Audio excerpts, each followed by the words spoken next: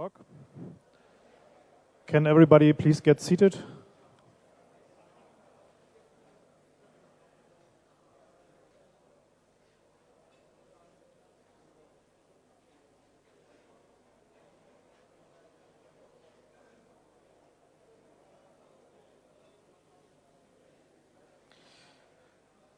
Okay, so this talk is about the state of the art in decrypting the GSM encryption, which is called A5. Some of you may have heard a similar talk on a past conference by other people who said basically the same things. We have the means and we know how to do it. And that said things like, yeah, probably in May 2008 we will have a table, a rainbow table, to release so that everybody can decrypt GSM, but somehow this table never got released. That was the previous project run by THC, and that kind of petered out. So there were basically clear signs of interference from the government that may or may not have caused the non-releasing of the table. The fact is, THC tried to centralize the approach, basically calculating the table on a cluster of FPGAs and promising to release them, and which created a single point of failure, and that single point of failure failed. The table never got released. So this is basically the next try of getting GSM decryption into public hands, to know how it works, to show how insecure it is.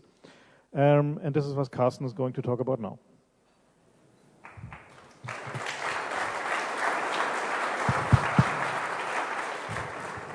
Yeah, good afternoon. Good to be here again. It's my pleasure to bring back this topic once again to a hacker conference and have once again the promise upstanding that in a few months from now we will be able to decrypt GSM traffic. As Frank was pointing out, there won't be a single point of failure this time, especially it won't be me. I'm going to give you all today's software, and I'm going to ask all of you to use that software to generate some tables that in a few months from now will enable us to decrypt cell phone, voice, and data. Okay, let's get going at that. A5 the cipher within GSM, has been broken over and over and over again in the academic domain.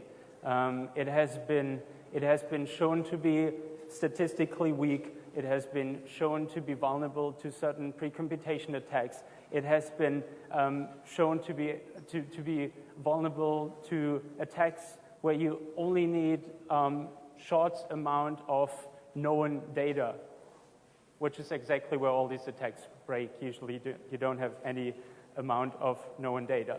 So while this cipher has been broken over and over and over again, it hasn't actually ever been publicly broken. We know, however, that it is entirely possible. There's commercial solution available only to the intelligence community, from what I understand, that will break A51 for you.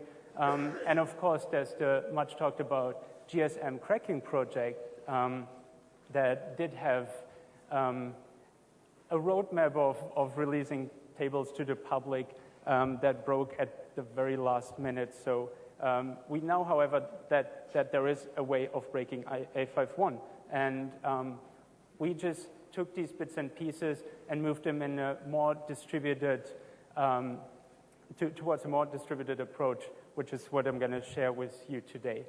First off, though, GSM is a very, very widely distributed technology. I would say the most widely distributed mobile technology existing so far. So a good chunk of the population of Earth is using this right now, which I was surprised by. At least Wikipedia is claiming this number.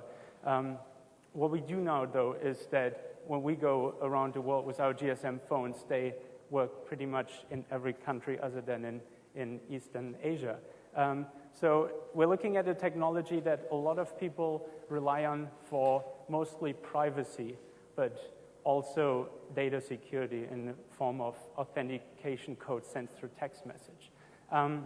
GSM, for that very reason, always had security built into it. even before the standard was first implemented, there was already a suite of encryption ciphers, and most countries chose to implement a reasonably secure cipher from their point of view.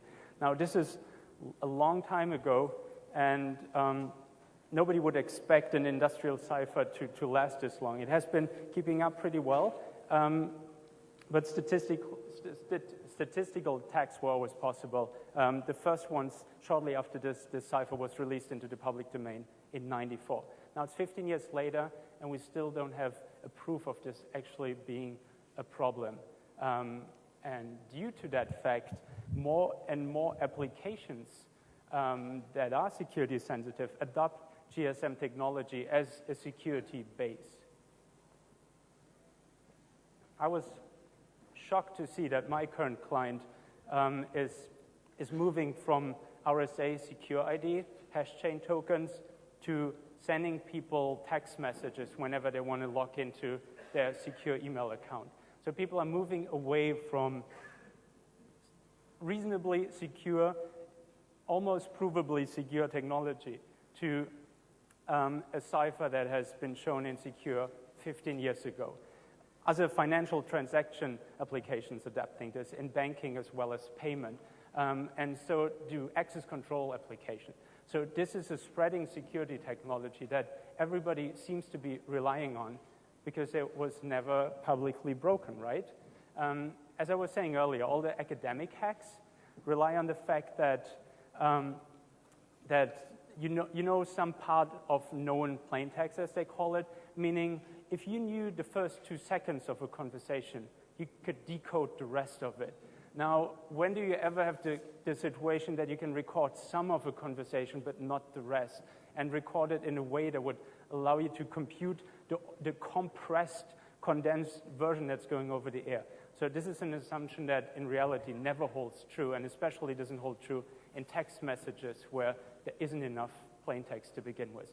So all of these academic hacks, as beautiful as they are mathematically, do not apply to GSM, but rather apply to the A5 cipher used within GSM, but not the way it is being used. Further along the road, as computational resources become cheaper and cheaper, it was shown that you could exhaustively try all possible keys for A5 with sufficient computational resources.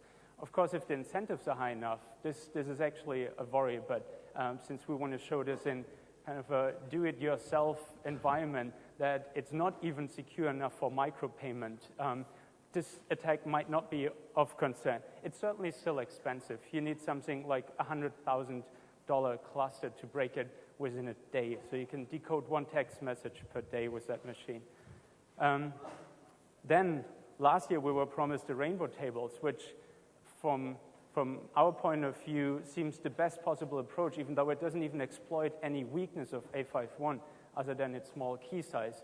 And we still think this approach is viable, and we implemented tools to compute these rainbow tables, again, trying not to be intimidated in the same way that the original authors of this idea were. The process, as I imagine it going forward now, and most of this has been done already, find an as cheap as possible, as fast as possible engine that can crunch through A5 as efficiently as possible. Then use this engine in a distributed fashion to compute tables. First, of course, set up the way of distributing it and the table parameters. And finally, bring together all these tables to whoever wants to show this to be insecure, or preferably even keep them distributed and only collaboratively ever break packets. So to keep it a public proof of concept rather than a one-person exploit tool. Now, as I was saying, most of this is already done. We did implement a number cruncher on graphics cards, and we did compute the best possible way of using known rainbow table and distinguished point techniques to generate tables from those. And I would like to ask a couple of you at least to download this right now, so we have at least a few mirrors.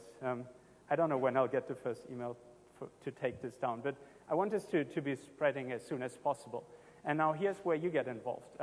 We need computational resources to compute these tables. We don't want to do it in any central location, and preferably we don't want anybody to ever have all the tables, but of course that's up to you. We need specifically CUDA graphics cards, that is NVIDIA graphics cards, or we need FPGAs. That's a more specialized type of hardware, much more efficient though still. Now, quick poll, how many gamers are in the room with a good NVIDIA graphics adapter? Yeah, okay. That could almost do it already.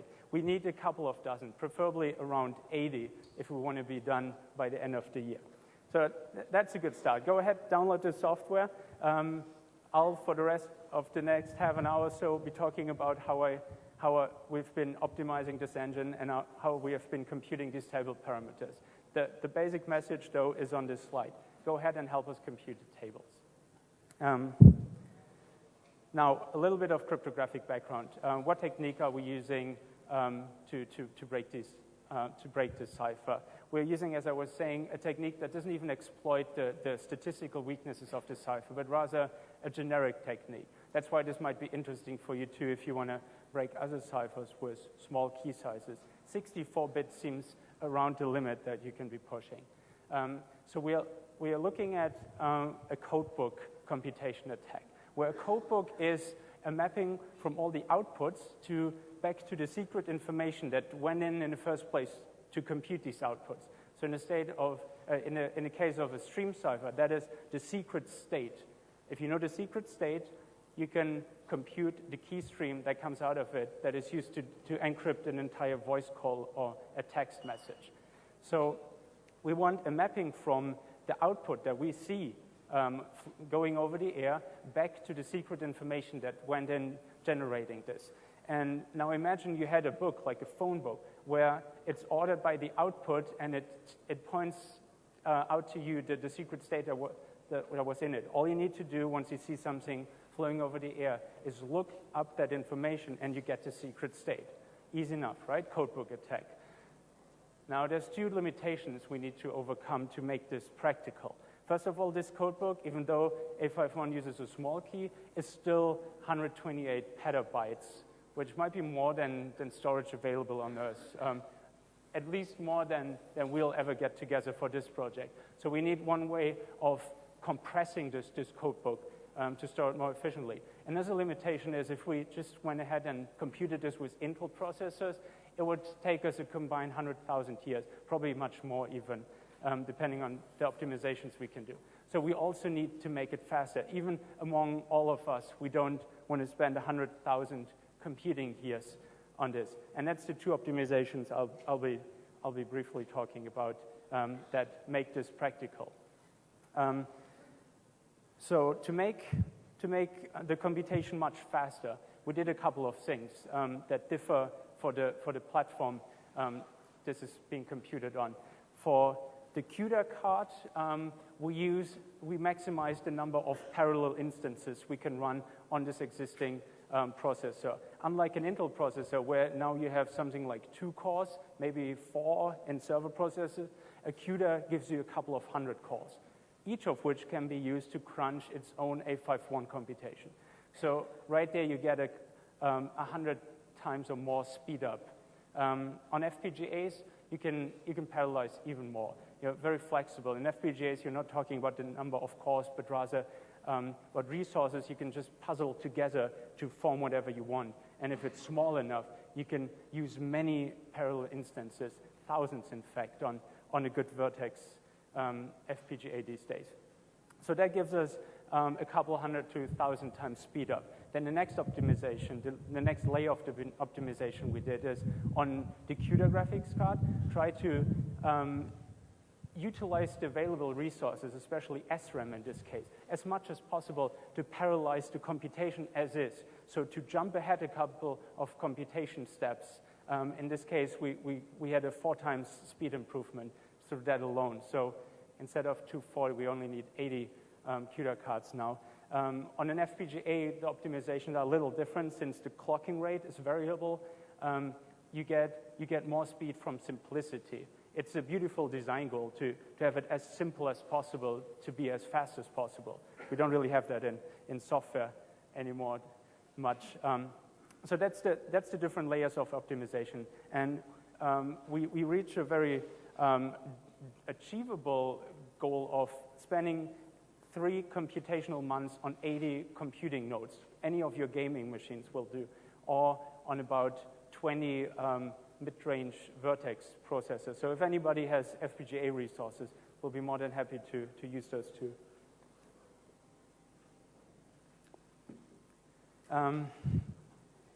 Let me just do one deep dive into the technical details. The source code is available, so any questions should be answered through that. But let me do one deep dive into how we did the 4 times speed up on the CUDA card, which might be interesting to you just to see the different trade-offs of the CUDA as compared to either FPGAs or CPUs. So the A5 algorithm has 64 bits in its state, split across 3 different registers. Each of these registers may shift 1 over in every clock, and then the empty slot on the left needs to be filled, of course. Now, a simple implementation of this would compute, based on all the 64 bits, which 3 bits need to be shifted in, and then shift 1 over, move those in. That is slow. Shifts are extremely slow in software, and CUDA is, for the most part, a software-driven system. So if there was any way of computing several such shifts at once, it would speed it up significantly. Now, it turns out that only a subset of the bits in the state of these 64 bits is needed to compute what is coming next. So in this case, only the bits, the state bits in the boxes are needed to compute the next 4 shifts, right? So what we do is have lookup tables in the very fast SRAM that basically comes for free. So one clock cycle access to look up those next 4 bits that come in. The exact way this is being looked up is shown here for one example. And so just going through these lookups will give us the next 4 shifts, and we get a 4 times speed up since the shifts are really the bottleneck. That's just as one design optimization, or an example of which, where you now use the free SRAM for speed up. On the FPGA, we do similar tweaks to keep it as simple as possible and maximizing the throughput. Now, are there any questions so far as to the implementation? I know this is kind of, for some of you, very interesting. For others, you're like, oh, let's get to the table computation. We want to get going. But are there any questions, or can we leave that behind us? Okay, so table computation. What I'll be discussing now is several techniques out of the domain of pre-computation attacks, these codebook attacks, right? We already said the simplest possible codebook is not going to fit on any possible hard disk, even though we now have the resources of generating the data. We can't possibly store them. So what we're doing is we're storing them compressed, you could say. And here's how. Instead of only saving storing input values and output values from one computation, we do several computation and only store the first and the last value.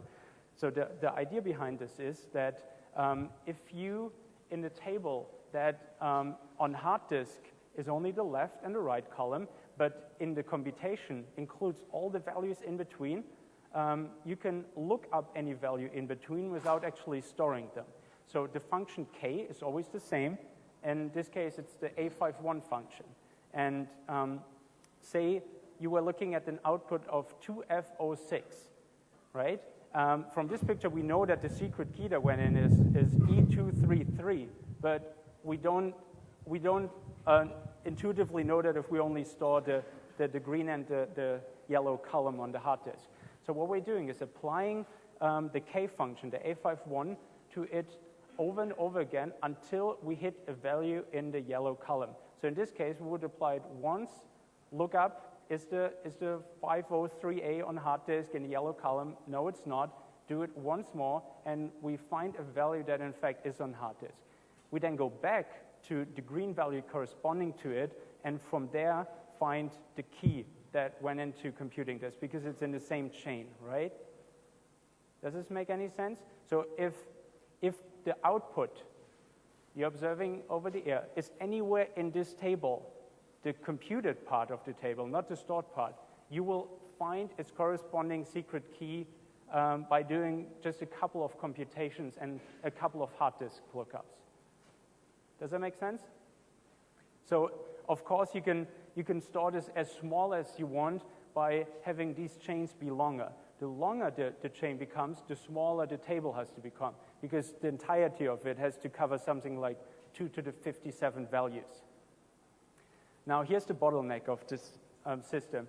To make this practical at all, the chain needs lengths somewhere far exceeding millions. So for each lookup now, you have millions of hard disk seeks. Of course, that is your bottleneck now. You have millions of computations at the same time, but those will be much, much faster.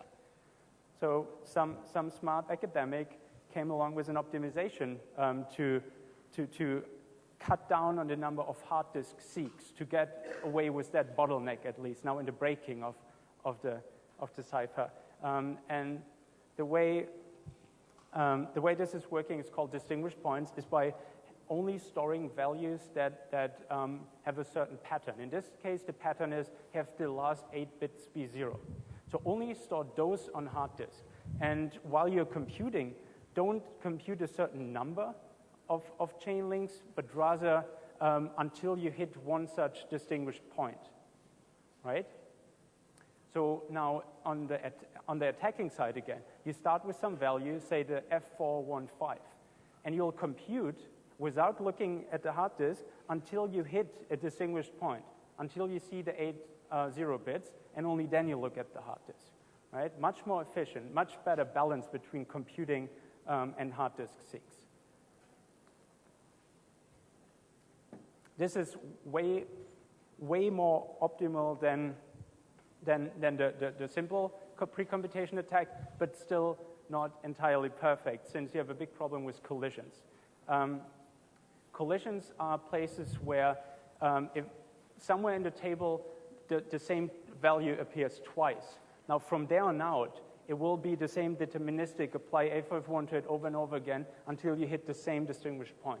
So if as your table grows, you'll get more and more redundancy in your table, and eventually you won't be able to add any useful information because everything will collide.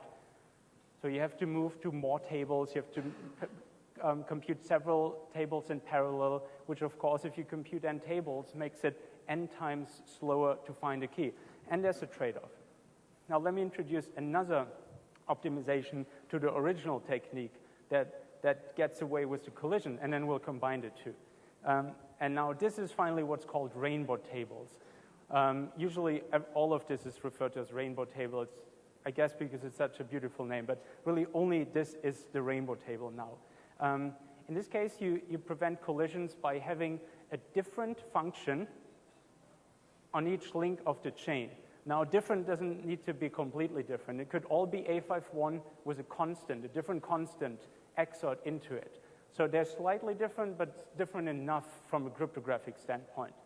Now, if in two places of the table the same values appear, they won't lead to a merger and all that redundancy, but rather, since the next link is most likely a different function, will divert again. So that's the rainbows. Unless you're hitting the same color at the same time with the same value, you won't have a merger, right? Much fewer collisions. You can have much larger tables. There is, however, a downside to it, as is always with cryptography. Instead of now computing your applying your function over and over again until you hit a certain criteria and look at the hard disk, you have to go through these chains multiple times. So you start by only applying the last rainbow color, look it up on the hard disk. Then the last two, look it up on the hard disk. Then the last three, and so forth. So as the table becomes wider, it gets exponentially more expensive to find something in the table. So here we have here we have an optimization that as it's applied more, it eventually goes into a bad trade-off. Now that sounds like something we could perfectly combine with the other optimization that only runs into the problem of collisions, and that's in fact what we did. So for A5 we compute a distinguished point rainbow table, where we compute a distinguished point not once but 32 times, and each time we hit a distinguished point, we change the color. So this is drawing in the best features of both worlds, and the number 32, of course, was found through an optimization problem and seems optimal for the 2 to the 57 key space. I'll be happy to share the calculation with you if anybody's interested. Point being, though, we did a lot of calculation to make sure you're not computing too much. This is, from all that's known cryptographically, the best possible pre-computation attack on A5 And now let's get back to the main reason why I'm standing here. We still need your computational power. So the process, well, let me first give you a second. Well, I've already given you 2 reasons, I guess, for distributed. First, it's much faster, but second, nobody is liable for it as in one person. We need this to be done anonymously, at least in parts, and we need this to be distributed, preferably across different jurisdictions. And the process I would propose going forward with this is get the tools, of course, they're online. You can read the documentation on all that, and then start cracking on these tables. There isn't even any coordination needed. We don't need to exchange emails unless somebody doesn't understand the software, say, which might very well be the case. So we might need to go through some code revision or documentation stages. But unless that's the case, you don't need any input from us. Generate 2 random numbers and start crunching on these tables. Eventually, once you're done, put the tables on BitTorrent, through Tor preferably, so there's no way of tracing the tables back to any one person. Once we hit something like a terabyte of tables, we have a good chance of decrypting a lot of GSM packets. Eventually, the goal is to have something around 3 terabytes by the end of this year. Right? Does that sound doable? I mean, we're a bunch of people. If everybody computed 5 gigabyte on 80 nodes, something like that, we'll be done soon. Okay, well, that's my proposal for the process, but of course, it's your software now. It's GPL, so do with it whatever you want. Any optimization is welcome. We want you to be involved, of course, not just as computational resources, but as developers as well. We did build this framework to be as flexible as possible, both in the number of backends it supports. So I've been talking about CUDA and FPGAs. CPUs are supported, of course, as well. And it's flexible for more possible backends. It is flexible as in the cryptographic function to be used as well. So if you have any other cipher with 64-bit or less of a key space, you can adopt this very, very quickly to just suit your project pre-computation needs. So please get involved both on the computation side and as developers. Sasha has been spending a lot of time developing this, and it's a beautiful framework. And it would be a pity if this was only used once to compute these tables and not used any further.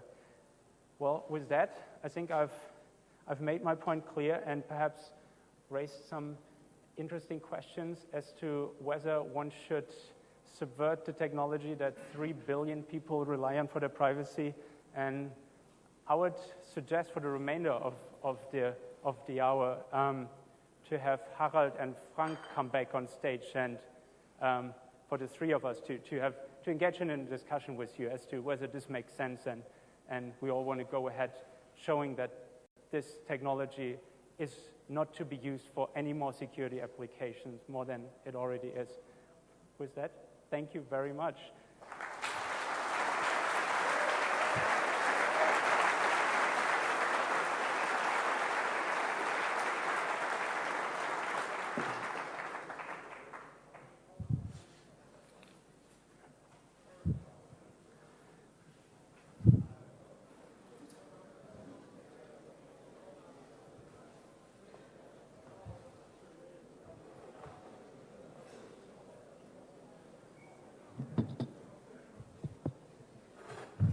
So, questions? So, Carsten, first questions, and apologies in advance. I have to put the devil's advocate hat here on. Go ahead. What are your thoughts and considerations on possible poisoning of those computed tables? Because this is something that immediately crossed my mind. How do we ensure quality if we get into this? Well, yeah, so the question is how do we prevent that somebody uploads bogus data and makes it available anonymously through BitTorrent? Well, that's easily answered. It is statistically very easy to test whether a table contains the right information or not without downloading the entire table. So you would fetch a few random blocks through the BitTorrent, and with just a few computations, you can, with a 99+ probability, test whether this is the data you want. So definitely something we considered in the design of this. But thanks for the question. Just from my understanding, this rainbow table that we're then calculating, you don't need any coordination to say you start at the keys with 0001, you start at some other point. It's just we all take some part of this cloud, and the more cloud you have, the quicker it is to crack calls. Yes. It's just the random cloud that everybody has a part of. It's holographic, if you will. Right. So there's no coordination needed other than you shouldn't choose the same 32-bit random number. So patch your Debian box before starting. Right? You seem very worried about the legal aspects of this problem or of this project. Is there a specific reason for this? You mentioned that the previously calculated table never was released. Right, it was not. Well, to answer the first part of your question, no, I'm not worried, since all I did was put some software on the internet, right? That is crunching numbers. Okay, regarding the legal aspects, building this tool is certainly not illegal. Using it for intercepting other people's phone calls would be illegal, which we will not do. This is a proof of concept, so we're trying to show that it's doable. That is the goal of the exercise. Regarding why has this been set up so paranoid again in a distributed way with no single point of failure and so on. The reason is that the statistics that the attack has been out for so long, the knowledge about the possibility of the attack versus the availability of this attack in a practical domain seems to point that there are interests out there that want to prevent this to get into the public hands. And if you look at who is buying these systems today, it's mostly intelligence agencies, so they know that it works and they know that it can be done. But they also know that the people that tell them what to do, namely politicians and big business bosses, they don't use encryption at all. They use GSM phones like we do, which means that as soon as somebody really builds a GSM interceptor for the masses, they are into all kinds of problems. And so there is a certain pressure from governments to prevent this. So this is why this project has been set up in a way that it's as distributed as possible and as not mean-acing as possible.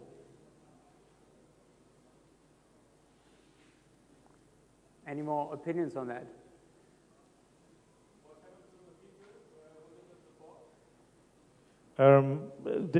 Nothing bad except for a few problems at the border, but somehow they are convinced to not do this anymore.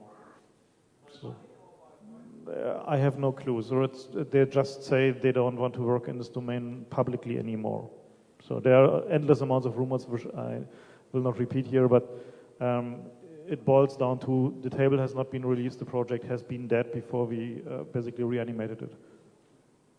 Hi, you mentioned it's possible to check the validity of a BitTorrent before downloading the whole thing. Does such a tool exist, or does that need to still be written? And secondly, is there any particular place that you'd recommend advertising the .torrent files? Well, the way I understand BitTorrent is that you randomly seek the file anyhow. So whatever part of the file you download first, just run some checks on that. I don't think there's more software needed on the BitTorrent side. Yes, we do have the tools that would check whether any part of the table is consistent. Right? Is that on the track as well, yeah? Yes. Okay. And for advertising the .torrent files, once you've made torrent and uploaded it and stuff? Well, we have a Tor expert here. I believe there is a BitTorrent tracker within the Tor cloud somewhere. Is that so, Jake? Okay, so Tor and BitTorrent is a touchy subject because Tor is breaking because under the load of BitTorrent. So please don't transmit the files over Tor, but only get the tracker data over Tor. Sounds good. Thanks.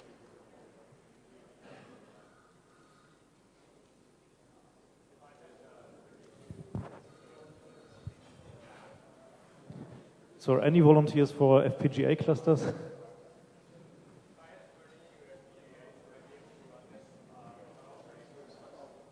Yes. Yeah. Question Well, was, if one person had all the resources in one place, could it be parallelized to just run it on, say, 32 FPGAs at once? And yes, of course. You need some power to go in there. It will cost you, yeah, but we'll catch up later. Any more questions? Any more opinions? As in, please use the microphone. Don't break the security base of my bank, please. Can we have somebody say that? Wrong audience for that. Well, but that would be worthwhile. That's a ridiculous point of view. The next bank is going to adopt it if we don't do this, right? No, well, I appreciate that you're an audience that doesn't bring up this point because we all understand that, of course, full disclosure, 15 years into vulnerability is most urgently needed. Thanks.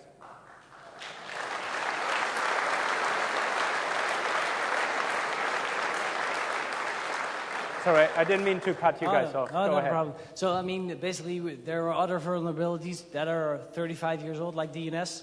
So there are cool things that now DNSSEC will allow us to do. For instance, encrypted voice calls over SIP, over data networks. So I'm very happy for you guys to do this because there will be solutions in time for people that want valid and encrypted things once this table is done. So. Yes, well, and that'll be that means that people can have encryption. People should have encryption. Yeah, essentially, this series of talks is to provide you ample warning, so everybody can already think about what to do then. If people plan to build such software, come over to the booth there. We're happy to fund you. We're a funding agency, so. Thanks. Good offer. Hi, I just had a look at the subversion code of the FPGA, and it looks like it's a Milky Mist SoC. It's a Micro 32 CPU in there, but I didn't see the actual FPGA code of the thing that computes these numbers. Do you know if the FPGA code in the subversion is usable, or if it's just a demo thing? Let's get together here afterwards with the FPGA developer. He's somewhere.